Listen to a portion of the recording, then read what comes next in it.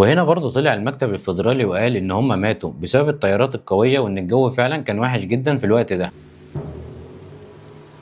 أذكى وأغرب عملية هروب حصلت في التاريخ، والمفروض نسبة نجاح الهروب من السجن ده تكون معدومة بل مستحيلة، بس هنا في 3 مساجين قدروا يهربوا فعلا من السجن ده. طيب ازاي هربوا؟ وإيه كان مصيرهم؟ وهل فعلا قدروا يكملوا هروبهم ده للآخر ولا لأ؟ وده اللي هنعرفه في فيديو النهارده. قهوتك وركز معايا، اسمع القصة. في سنة 1934 اتبنى سجن الكاتراز على جزيرة في خليج سان فرانسيسكو في الولايات المتحدة الأمريكية، ولمدة 28 سنة محدش قدر يهرب من السجن ده إلا لحظة الهروب في سنة 1962. وبعد عملية الهروب بسنة واحدة بس تم إغلاقه تماما. السجن ده كان من السجون اللي مستحيل أي حد يقدر يهرب منه، وكان من السجون اللي يتضرب بيها المثل، وهقول لك ليه دلوقتي، بس ركز معايا علشان حكاية النهاردة فيها تفاصيل كتيرة جدا. السجن ده حواليه أبراج في كل حتة، وكمان عليها حراسات مشددة جدا، ده غير كمان سور السجن اللي كان عالي جدا، وكمان كان عليه أسلاك، ده كمان غير المية بتاعت خليج سان فرانسيسكو، ده غير كمان الأساطير اللي نشروها إدارة السجن علشان يخوفوا المساجين اللي جواه، وهو ان حوالين السجن من كل الاتجاهات فيه اسماك قرش. يعني فكره الهروب دي اي مسجون جوه السجن يشيلها من دماغه خالص، لانك فعلا لو قدرت ان انت تعدي من كل اللي احنا قلناه ده مش هتقدر تعدي من اسماك القرش. غير كده كمان عارف ليه فكره الهروب يقدروا ان هم يشيلوها من دماغهم تماما؟ علشان قبل كده حصل 14 محاوله هروب من السجن ده وفعلا انتهت بالفشل او ان هم اتضرب عليهم نار. بس في 4 مساجين ما فرقش معاهم الكلام ده خالص، وفعلا بداوا ان هم يفكروا في خطه للهروب من السجن ده. اولهم فرانك موريس اللي دخل السجن بسبب جرايمه الكتيره اللي ارتكبها، وفرانك موريس هو ده كان العقل المدبر للعمليه كلها. نيجي بعد كده للاخوين جون وكلارنس، ودول 2 اخوات دخلوا السجن بتهمه سرقه البنوك. والرابع بتاعهم هو الين ويست اللي دخل السجن بتهمه ان هو حرامي عربيات في مدينه نيويورك. المهم ال4 دول على مدار 6 شهور كانوا بيدبروا ويخططوا علشان يقدروا يهربوا من السجن ده، وفي كل المده دي كانوا بيقدروا ان هم ياخدوا اي حاجه يقابلوها في السجن قدامهم تساعدهم في عمليه الهروب. والحاجات دي كانوا بيقدروا ياخدوها من السجن لان هم كانوا بيطلب منهم اعمال صيانه وتصليح جوه السجن نفسه، والحاجات دي زي معالق الاكل وشفرات حاده،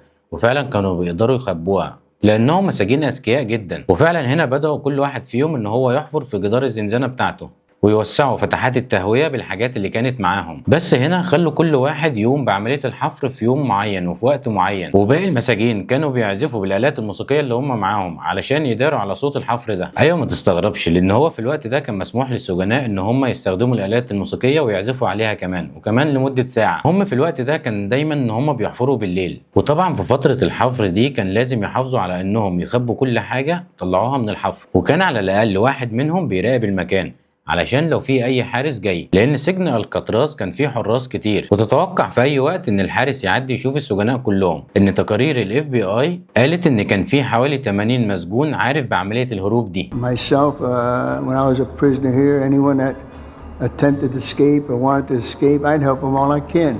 That's the way a good inmate does. He helps another inmate any way he can.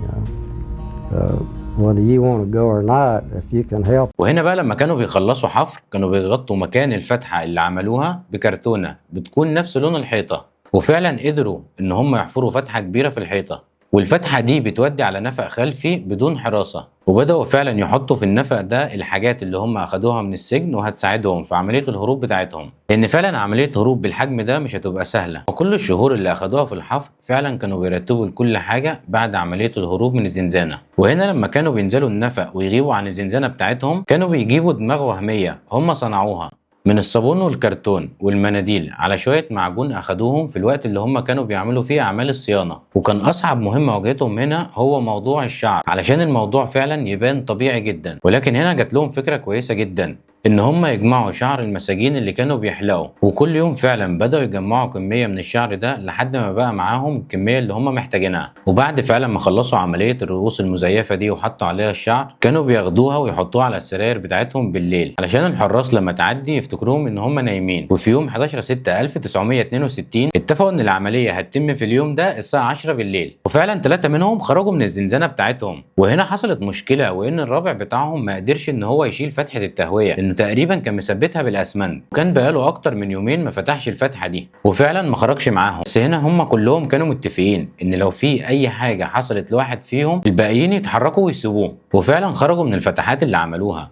وخرجوا في مكان ما فيهوش حراسه زي ما قلت لكم في اول الفيديو. وهنا الساعه 10 بالليل الدنيا كانت ضلمه والمكان ما فيهوش حراسه، ودي حاجه كانت مساعداهم على الهروب بتاعهم. ومن اهم الحاجات اللي عملوها وهم جوه السجن الفتره اللي فاتت انهم جمعوا كميه كبيره من جواكت المساجين التانيين وعملوا بيها مراكب بدائيه جدا وعدوا بيها خليج سان فرانسيسكو، وبكده فعلا تكون نجحت اول عمليه هروب من سجن الكاتراز. هنا طول الفتره دي وطول الليل محدش من الحراس قدر يكتشف ان هم هربوا، ولكن في اليوم اللي بعده اكتشفوا فعلا ان هم مش موجودين ومسكوا الرابع بتاعهم اللي هو ألين ويست. وهنا لما حققوا معاه اعترف لهم بكل حاجه من البدايه وعملوا فعلا عمليات بحث مكثفه والاخر ملهمش اي اثر. وهنا برضو طلع المكتب الفيدرالي وقال ان هم ماتوا بسبب التيارات القويه وان الجو فعلا كان وحش جدا في الوقت ده. وهنا كل اللي سمع الخبر ده ما صدقش وكان باين قوي ان الحكومه بتداري على فضيحتها، وفضل التحقيق شغال لمده 15 سنه علشان يطلعوا في الاخر يقولوا خلاص ان هم غرقوا في البحر. وهنا في تحليلات ونظريات كتير طلعت بسبب قضيه الهروب دي، لكن هي في الاخر كلها افتراضيات. تفتكروا انتوا هل فعلا الثلاثه دول قدروا ان هم ينجحوا في عمليه الهروب؟